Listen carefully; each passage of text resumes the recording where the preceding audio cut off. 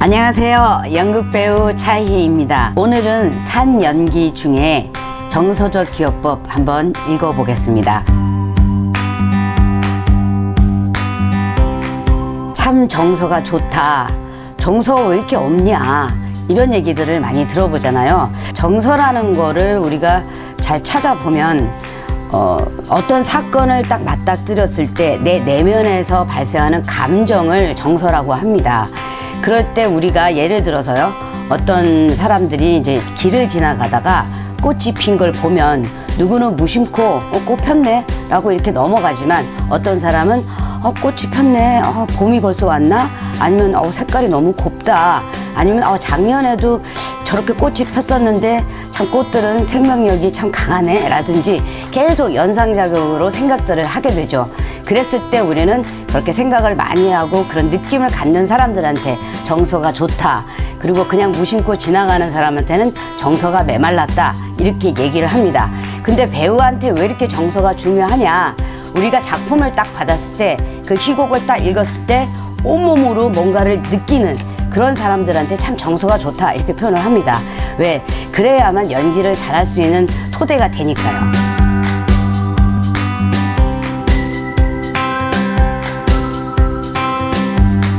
정서적 기여법 중요한 4가지로 나눠서, 첫 번째 정서적 기억의 발생, 둘째 경험으로부터의 거리두기, 셋째 행동, 넷째 기술상 실패하는 이유, 이렇게 나눠서 중점적으로 여러분들과 함께 읽어나가도록 하겠습니다. 첫 번째 정서적 기억의 발생, 페이지 59의 8번째. 실생활에서는 무언가가 우리한테 일어나서 순간적으로 우리의 추리력을 정지시킴으로써 우리가 이 사건에 논리적으로 대응하지 못하게 될 때 정서가 발생한다.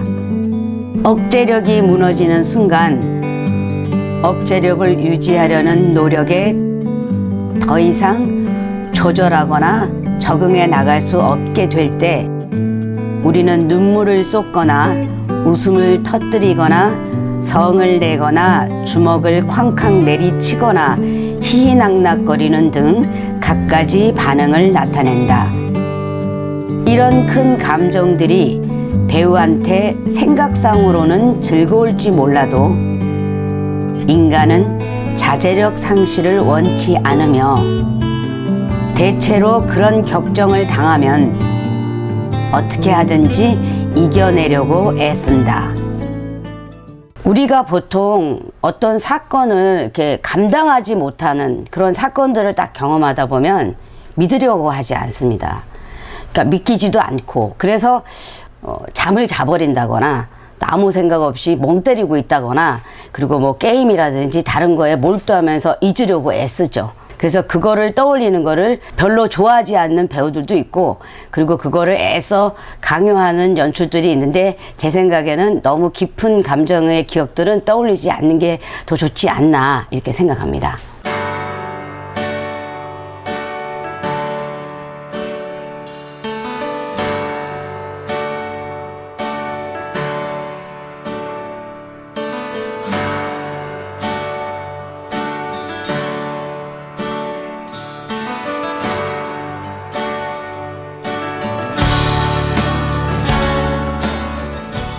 두 번째, 경험으로부터의 거리두기.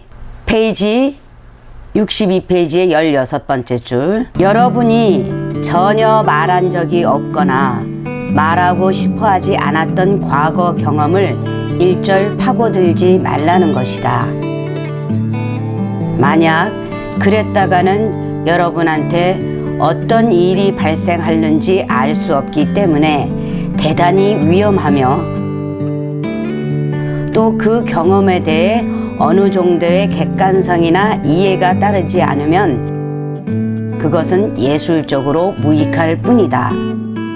여러분이 배우로서 사용하기를 원하는 경험으로부터 거리를 두어야 한다고 말할 때 그것은 시간상의 간격이 아니라 이해상의 거리를 뜻한다.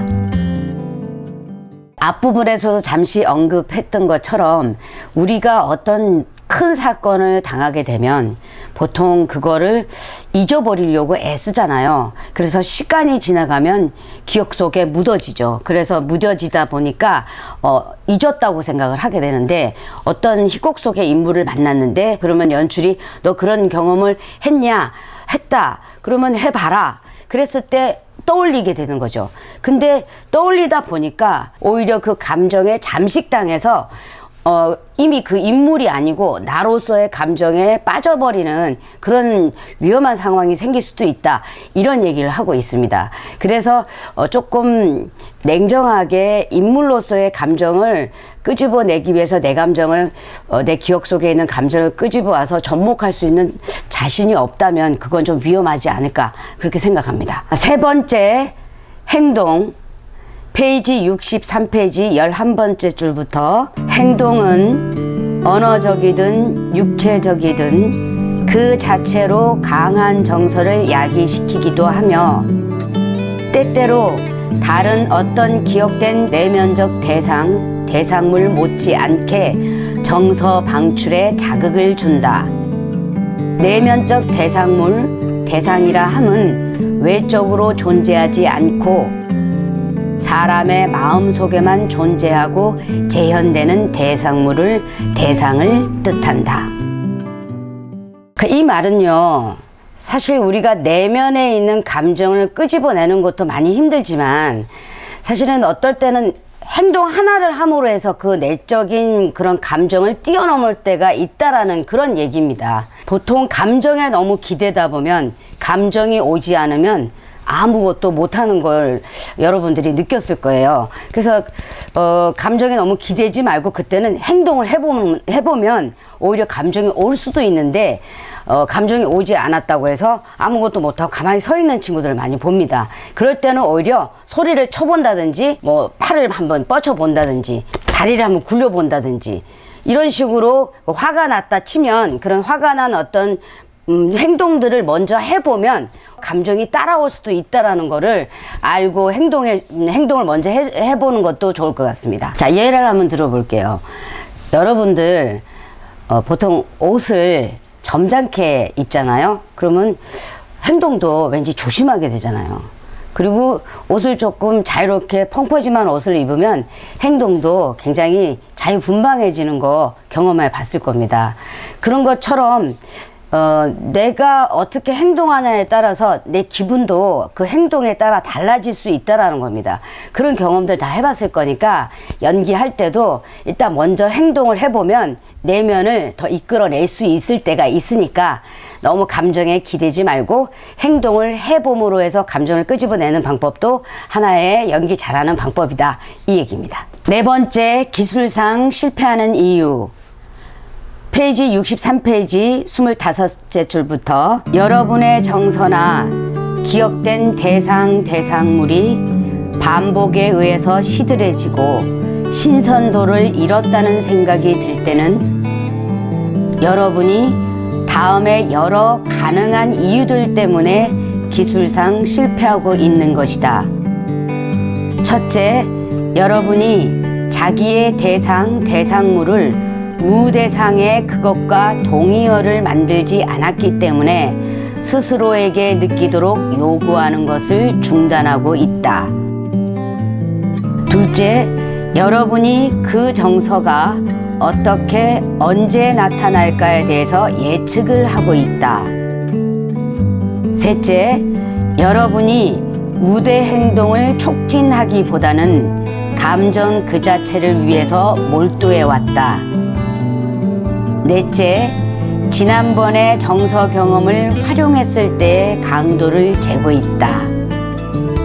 다섯째, 그 정서가 여러분을 피해 달아날까봐 두려워하고 있다. 첫 번째 내용에서 우리가 보통 숨기고 싶은 것들이 많은 친구들을 보면 그걸 드러내고 싶지 않잖아요. 근데 이 무대에서는 분명히 그 인물이 자기와 비슷한 상황이어서 그걸 드러내줘야 되는데 숨기려고 했기 때문에 그 드러내야 되는 것과 함께 동의어를 만들어내지 못한 거죠. 그래서 연기를 잘 못하게 되는 그런 경우들을 많이 봤습니다. 그래서 배우가 되려면 정직해야 됩니다. 거짓말을 하면 안 됩니다. 솔직해야지만 그 인물에 다가갈 수 있는 자격이 주어지는 겁니다.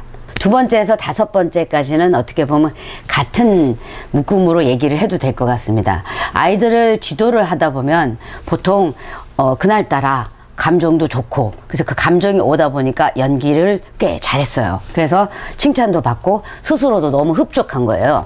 그래서 다음날 이제 그 감정을 그대로 해서 연기를 잘할 거로 믿었던 그 아이가 그 지점에서 감정이 안 온 거예요.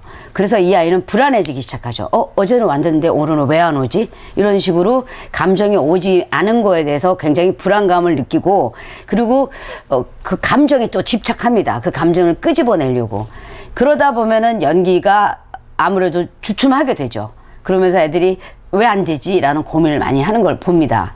그럴 때 차라리 어떤 연기를 하다 보면 그 순간의 그 감정이 그 지점뿐만이 아니라 다른 데 올 수도 있는데, 그냥 그 상황에 들어가서 그렇게 연기를 하다 보면은 감정이 나올 수도 있는 건데, 어제 그걸 기억해서 그 지점에 와야 된다는 어쩌면 강박관념, 그리고 그 감정 그 자체에 너무 매달려서, 그리고 거기를 해야 된다는 거기에 너무 몰두해서 오히려 더 나올 수 있는 거를 이제 감정이 이제 상하는 거죠. 거기에서 안 왔기 때문에. 그러다 보면 뒤를 이제 망치고 맙니다. 그래서 끝까지 해봐서 감정이 다른 데도 나올 수 있다라는 걸 경험해 보면 연기를 더 잘할 수 있는데, 보통 그 아이들은 그런 우를 범하게 됩니다.